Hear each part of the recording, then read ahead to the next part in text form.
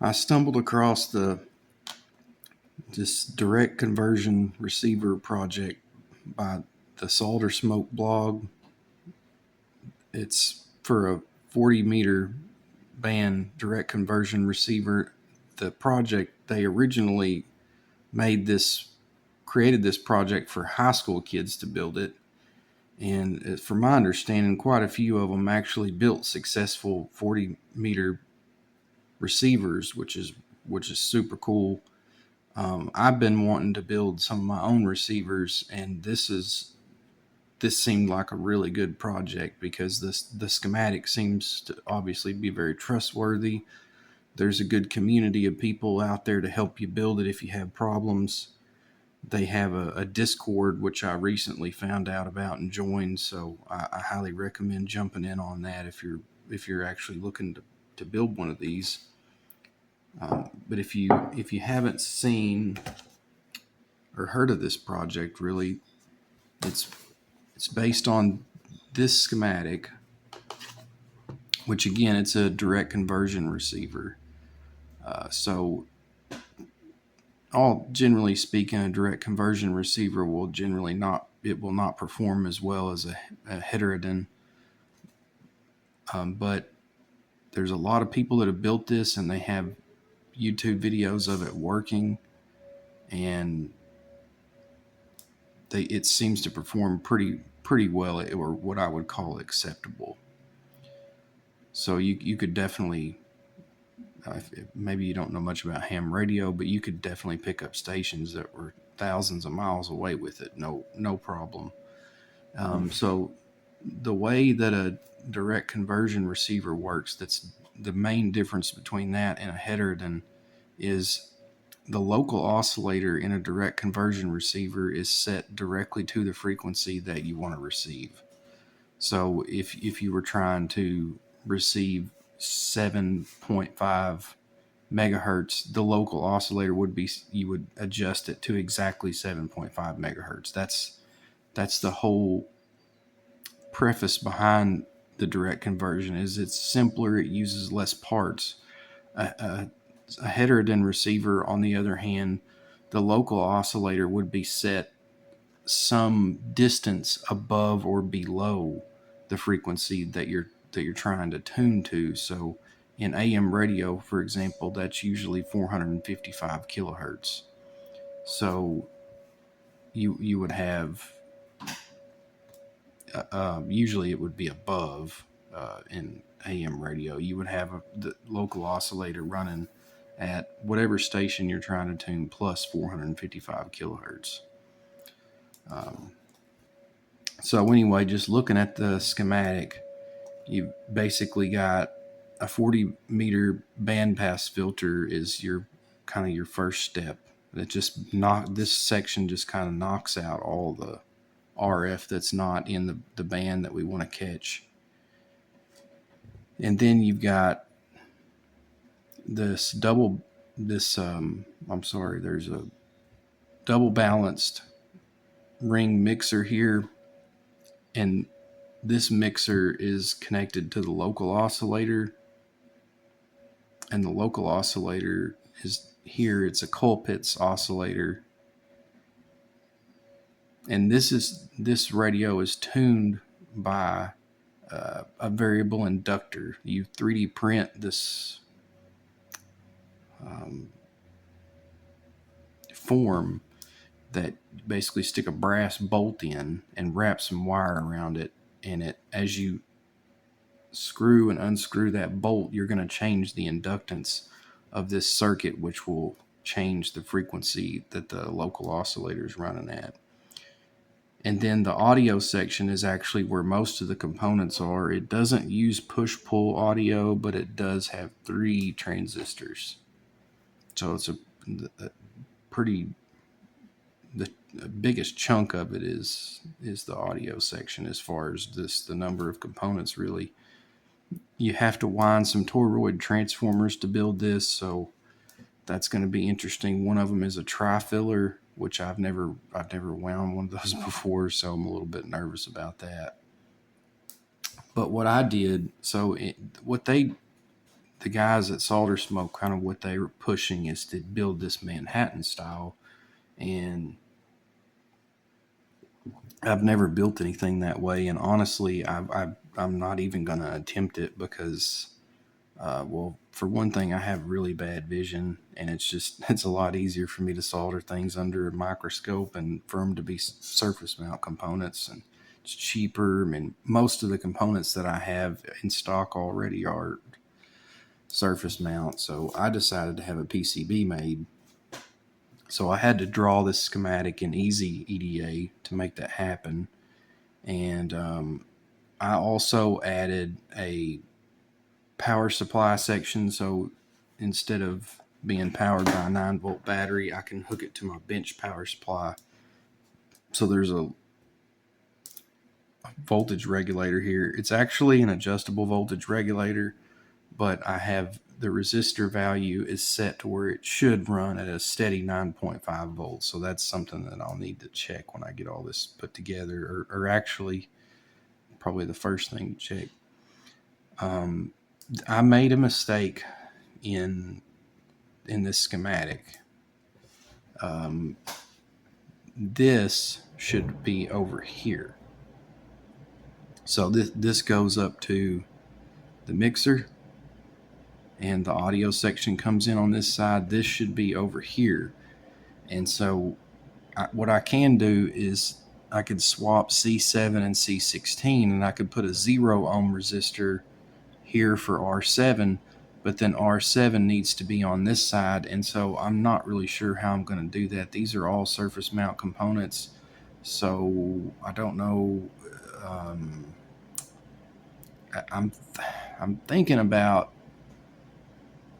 just taking some, like a through hole resistor and capacitor, and just kind of soldering them together in series, and then tacking the legs down to the SMD pads or something. I don't know. I don't want to have another circuit board, pay for another circuit board right now, because I mean, who knows, there could be other mistakes here that I don't know about. But I believe the gentleman's name is Bill, and I apologize for not remembering his call sign, but I think I emailed him because I didn't know about the Discord that they have at the time, and he noticed this, and I'm really glad that he did, because I probably would have spent forever and ever trying to figure out the problem there. So, but I got the boards came. I've ordered them through JLPCB. They're who I generally use. They're cheaper, really good for a hobbyist.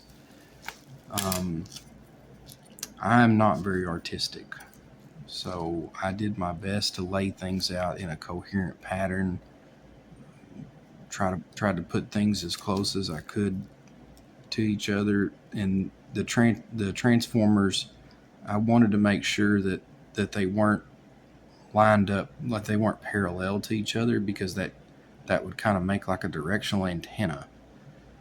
So you can see these transformers are they're perpendicular and offset to each other. So that was a little bit of a challenge in the layout. And then I just tried to make the board as small as I could and not waste any space. But when I got completely done, I had a lot of leftover space down here, and I didn't want to redo the whole layout. So there's I could have made it a little bit smaller, but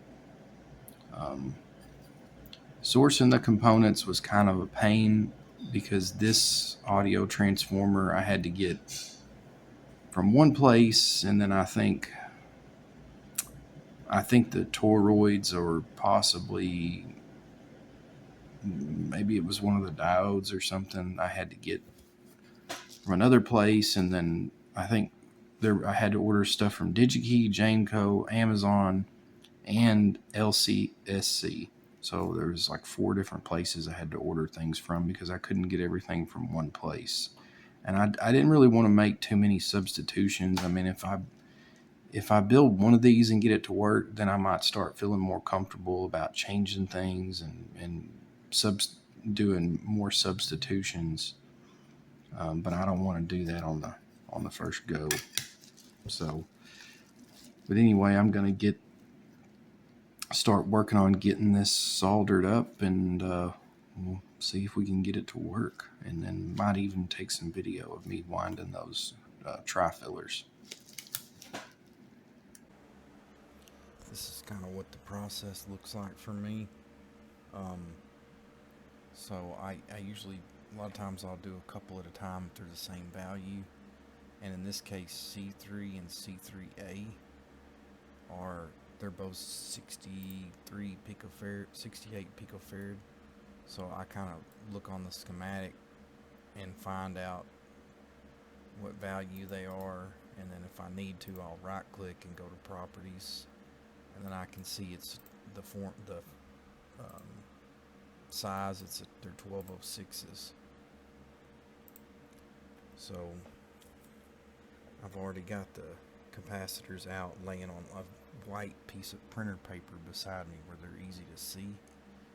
And this is just some liquid flux, or not flux, solder paste. Definitely not to be confused with flux. This is not flux. It's if you've never used this before, it's basically got a metal powder in it, and then flux, and this is how you solder with hot air. And it's very, very easy to do. Doesn't take a lot of practice.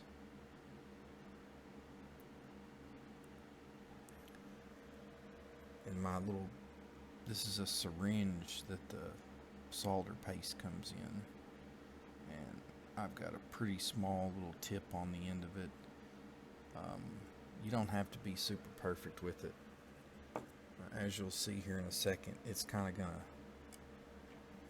do what you want it to do pretty easy.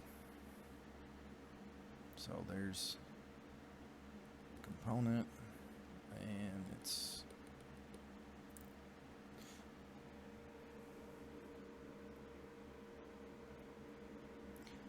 he was turned the wrong way.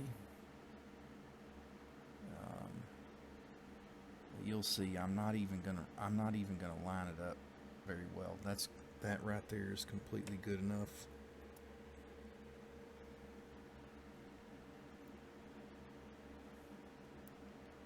It's not wanting to come off the side of my, when I have to clean my tweezers.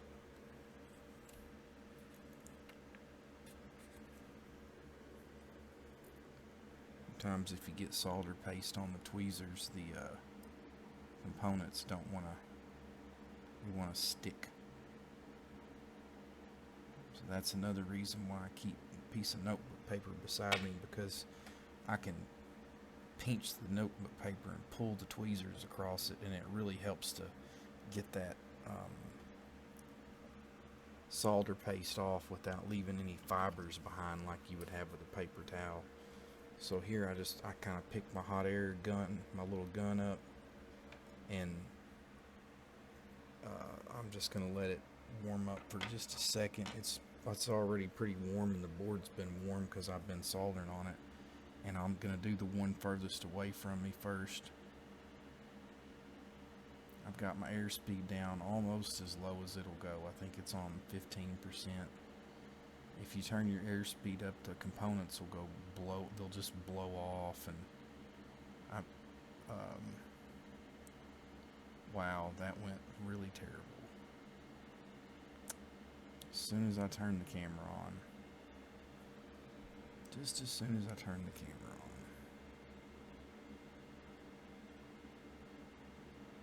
on. There we go. Yeah, so they normally go right into place, kind of like that one. But again, just, and I could straighten that out, but honestly, it doesn't really matter. And there you go. So yeah, they never fails. As soon as I turn the camera on, something goes wrong. It makes me look kind of like a fool. But I'll zoom in where you can see it a little bit better. And you'll notice it looks kind of yucky. All that liquid, that's the extra flux that has to be, when you're done soldering the whole board, you want to clean that stuff off.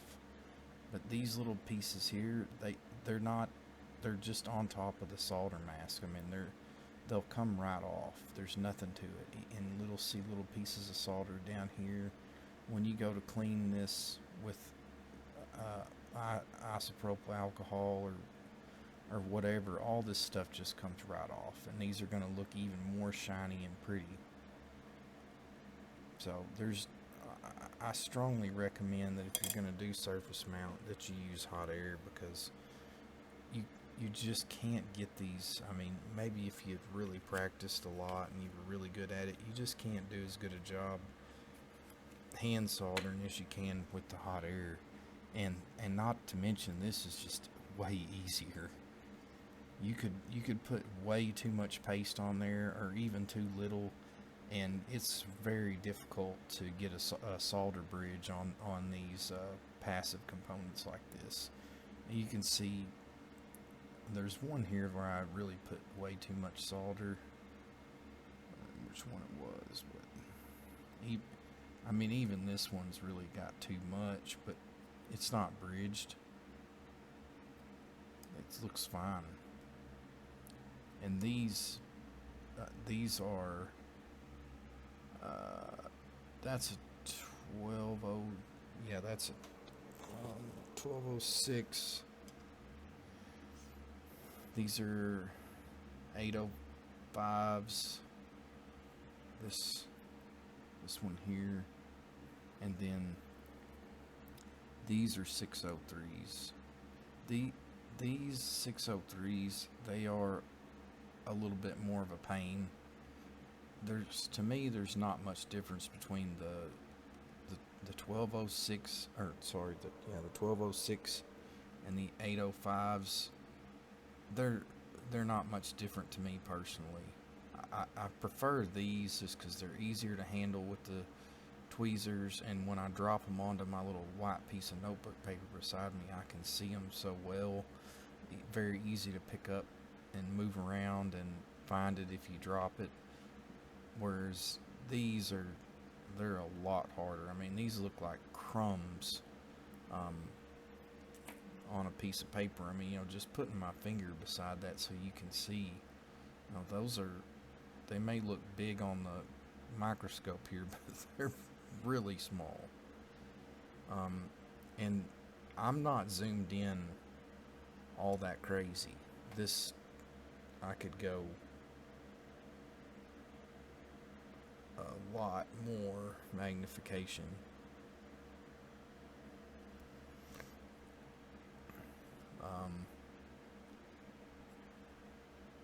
But the problem with that is that there's not enough of a gap between the end of the microscope and the part for me to actually get in there and get my iron on it. But this will help you kind of see some of that, or the hot air, I mean. But this will help you kind of see some of the see that little ball of solder, like that might be worrying you. You're like, oh no, that's the kind of stuff that could cause a bridge, but it's not actually stuck there. It's just, and that's all flux, and it'll all clean up at whenever I finish this board completely. I'll scrub it and squirt it with rubbing alcohol and just keep cleaning it with a brush and wiping it down, and you can get all that flux off. It's not fun, but it'll come off. So, and you see that little ball of solder on top of that. I mean, that's, again, you'll see stuff like that, but don't freak out, because it's not actually there. It's just those little balls of solder. They're gonna show up when you use the hot air, and it's nothing to be concerned with at all. So, well, I shouldn't have gouged the board there with my tweezers, but But yeah, this is zoomed out where I was kind of at. It's pretty darn far. And there's probably 4 or 5 inch gap between the microscope and where this board is, so that's plenty of room for me to get the hot air in here and still be able to see what I'm doing. I kind of come in at an angle with the hot air, so I don't come straight down. I kind of come at an angle. That way I can still see the part, because if I come in straight down, I'm going to hit my microscope up here, but I won't be able to see my part.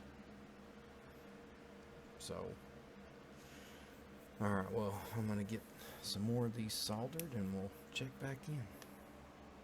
Well, I kind of decided that this definitely is going to be a multi-part video series. I mean, this is way too long to put all into one video. So I ran into a problem. Probably, you can see it kind of. I don't normally do, I think those are 403s, the size of those capacitors right there. And I really don't stock too many of those. I mostly like 06, 03 would be like the smallest I generally have. I stick to like 805 and 1206 is what I like. And I wasn't paying attention when I laid the board out. So it was kind of either order those size capacitors or get new boards. And it was $9 and something to get more boards. So I just redid everything and got new boards. And then I think I still had to order some. I ordered some capacitors anyway for another project. So really, it might have been better to have just gotten the capacitors. But so here's the new board. I mean, they're pretty similar. Just they're laid out a little bit different. And I mean, this one's. I think it's better. I kind of ran into some frustrations with Easy EDA when I was laying the board out and trying to get everything routed. I kept thinking that there was a problem because it said that there was unrouted nets, and I was too dumb to know that you have to hit the refresh button.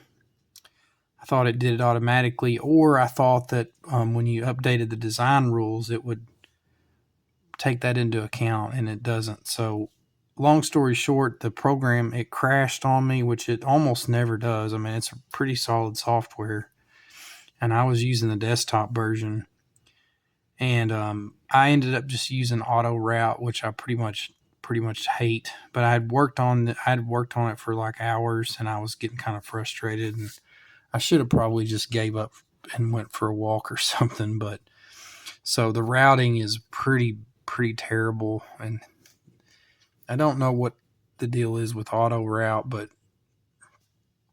yeah, it doesn't use the bottom of the board that much.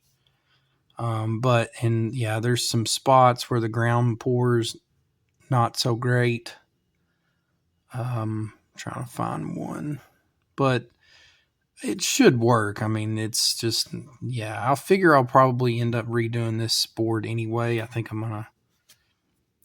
as I said before, I'm going to come up with a different design where I can mount a tuner on top or something. So I got all the surface mount done, as you kind of seen some of that in the last part of this video.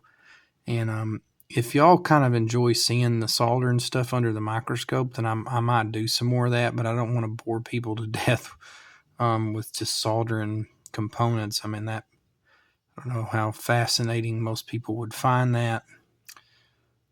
So I have not obviously haven't soldered the through hole components on here yet. Haven't wound the transformers. And I've got a voltage regulator to put in, I think. And but all the surface mount stuff's done. So I think in the next video, I will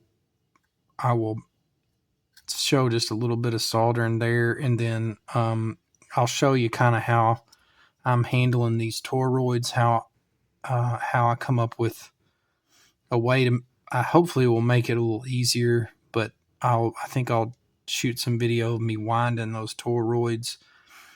I really don't know what I'm doing all that well, but hopefully I can gives other people who want to try this project some encouragement, and to maybe to not worry about the toroids quite as much, because that's kind of the scariest part for me in this, is especially this one.